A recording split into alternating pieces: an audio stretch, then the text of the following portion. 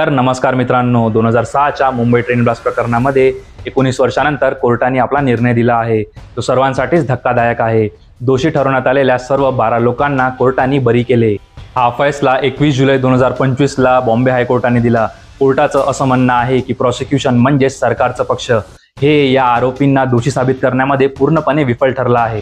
फैसला सुनावणाऱ्या कोर्टाच्या special बेंचमध्ये justice Anil किलोर आणि जस्टिस यशी चांडक सामील होते. तर मित्रांनो, 11 जुलै 2006 मुंबई लोकल ट्रेनमध्ये 11 मिनिटांच्या अंदरच 7 जागी धमाके झाले. या धमाक्यांमध्ये 180 पेक्षा जास्त लोकांचा मृत्यू झाला, तसेच 800 पेक्षा जास्त लोक जखमी झाले. या घटनेनंतर लगेच 13 लोकांना गिरफ्तार करण्यात आले होते, तसेच 15 लोकांना वॉन्टेड घोषित करण्यात आले होते. हायकोर्टाच्या हिशोबाने ज्या 12 लोकांवर आरोप सिद्ध करण्यात आले आहे त्यांच्या विरुद्ध असा कोणताच ठोस पुरावा नाही आढळला की ज्यांनी त्यांच्यावरचा आरोप सिद्ध होईल.